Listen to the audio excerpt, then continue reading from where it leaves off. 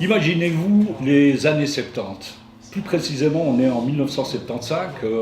Je viens de sortir du Conservatoire d'art dramatique de Paris, où je suivais les cours d'Antoine Vitesse.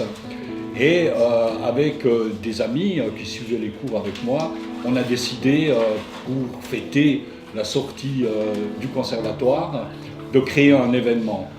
Et comme j'étais le seul à écrire, tout de suite tout le monde s'est tourné vers moi et me dit « Thierry, t'écris, écris-nous une pièce ».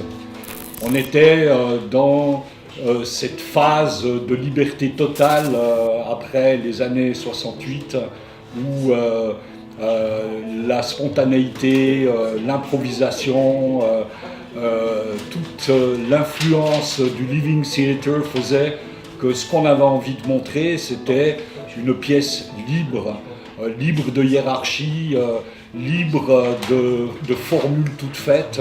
Et un ami avait l'idée d'aller dans un petit village de l'Indre qui s'appelle Gargilès, où il y a un château, et qui est un peu connu parce que l'écrivaine George Sand a vécu dans une maison de ce village. Et puis on est parti, la mairie nous a mis à disposition l'école qu'on a transformée en dortoir, et puis vive la liberté, on a commencé à improviser, à écrire moi j'ai commencé à écrire des morceaux d'idées sur des petits papiers. Et au bout d'un certain temps, la pièce avait pris forme et on s'est lancé dans l'aventure. Alors peu à peu, la pièce, la trame, le fil rouge de la pièce est construite. On a conçu ça d'une manière très professionnelle en réalisant une affiche, comme vous pouvez le voir, Bouffon le roi et Greluchon les autres. Et la troupe s'appelait la Nef des Fous, et on s'attendait à voir 2-3 personnes à la première dans cet énorme parc du château, et finalement tout à coup il y avait de 3 à 500 personnes, je ne sais plus, qui étaient rassemblées sur cette place, et moi j'avais les boules et les nerfs en pelote. Lors de la représentation à Gargilès, devant ce château, on a eu un succès totalement inattendu. On comptait terminer à 10 représentations, mais on avait toujours encore des réservations, donc on continuait. Et la télévision est venue nous filmer, enfin c'était vraiment un rêve auquel on ne croyait pas au début, qui était en train de se réaliser.